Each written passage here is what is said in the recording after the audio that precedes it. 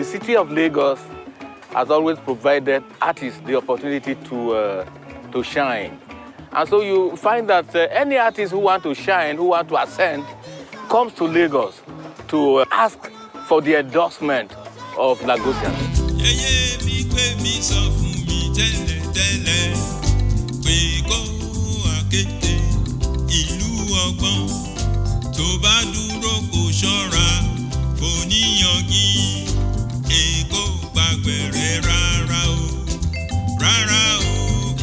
From its very beginnings, Lagos has always been the enabling environment for everyone who strives for excellence in any field of human endeavor.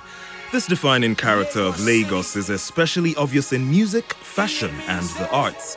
The recent blossoming of musical talents among the Nigerian youth is a telling evidence of Benson Idonije's claim that Lagos is the mecca of all ambitious musicians, be they from the west, the east, or northern parts of the country. And this tradition didn't just start yesterday. There is a long history and a heritage, a noble story of men and women who led the way and built a path for today's champions.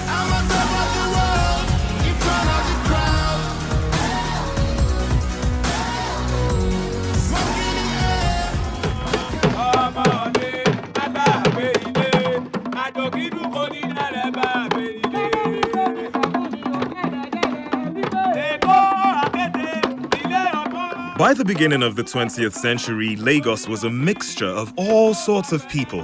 Local Yoruba men and women, returnee slaves from the New World, and sojourners from different parts of the emerging country, Nigeria. At the turn of that century, Lagos had become a beneficiary of a heritage of musical influences. Borrowing from these influences, Lagos gradually developed what came to be known as palm wine music, or toy.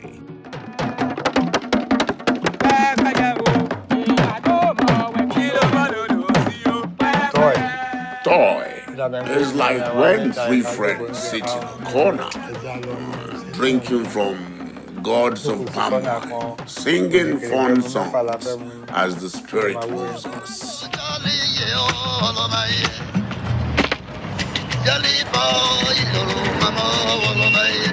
Toy music originated in the Olowogowo area of Lagos in the 1920s in a motor mechanic workshop where boys in the neighborhood used to gather to drink and make music.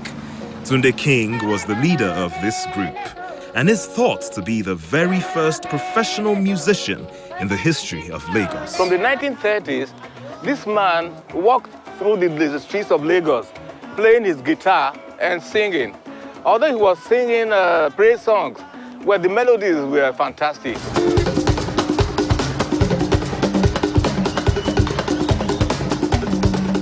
Juju started from an instrument called the tambourine. Tambourine was so important that when the music was on, tambourine player would throw the music instrument up and catch it again. That was how the music got its name. Ju means throw and throw. So that's Juju. That's how Juju music started.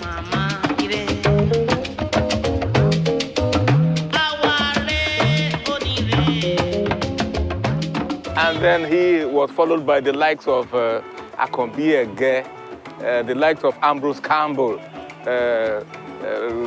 Tunde Habok Giant, Theophilus Iwalokun, and Yide Bakre, the man who led the band called the Inner Circle Orchestra. And then you had people like J.O. Oyeshiku, you had J.O. Araba, and then Ike Dairo. Well, we also had people like Fatai Rolling Dollar. And still alive, you still have people like Sonny Ade and Ebenezer Obey who are crusading the Juju music culture. Both of us, we are helping promote Juju music in different ways and manners and dimensions.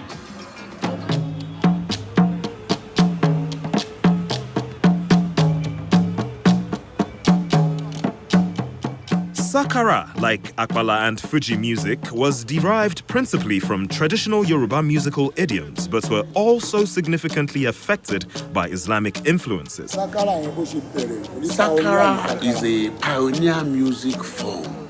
It all started with Adamu, who came here from Ilorin. He used to play the hand cymbals as accompaniment.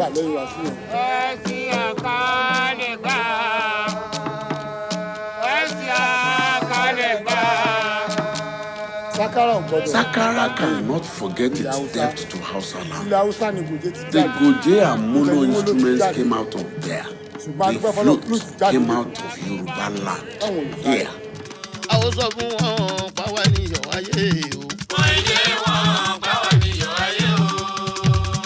Fuji music is the proud inheritor of Sakara, Were, and Akbala music traditions. Under the impetus of Sikiru Ayinde, Barrister, and others like Kolinsin Ayinla, Wasiu Ayinde, and the legion of others, Fuji was to transform from its lowly beginnings into a successful popular music brand, both in Lagos and around the world.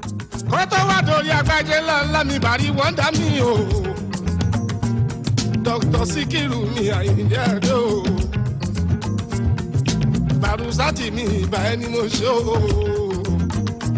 Agbaje lola dede go, ori e sale ere ti pada. Ayinla Kolintin baba Latiga, kebe nkwa mi ba ni mo show.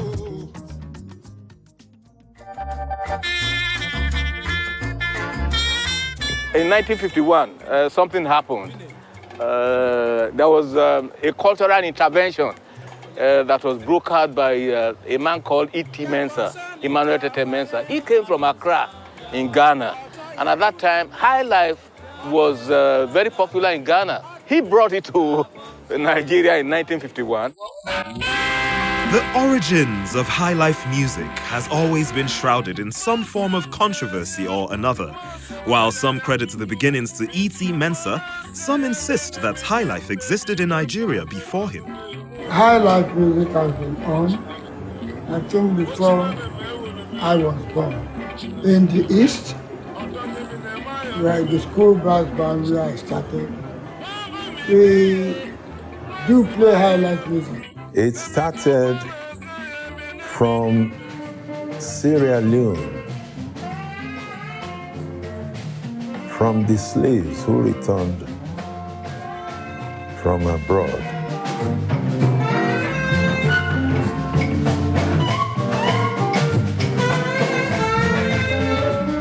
It's peculiar to the west coast of Africa.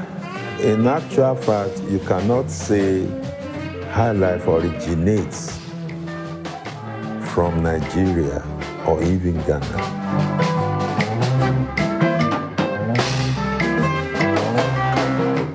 E.T. Mensah came on doors and popularized it before. At that time we were also playing high life. But he came with a bang and with a different, attacked it from a different dimension.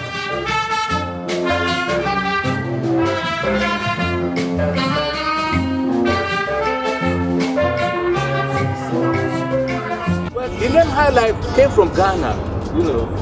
And in those days, for instance, because High Life was more popular in Ghana than Nigeria, it was not easy to go into the nightclub.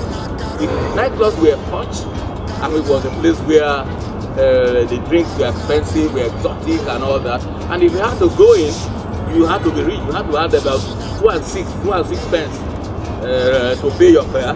And you had to drink inside. You didn't just sit down with your... And you had to go with a partner. And so it was only the rich, only people who could afford it that went to the nightclubs. And as they went, the people who could not afford it, they were outside, listening to the music that filtered from the club. You know, they were all dancing outside. Some of them were even drinking outside. And as the rich people went in to dance, to enjoy themselves, the people cried, you enjoy yourself, you enjoy yourself, you enjoy high life. That's how high life got in them. Because it was the people, the poor people outside who could not get into the nightclub that gave that name to the music. So that's how they name. So these names, as a matter of fact, have nothing to do with the structures of the music themselves.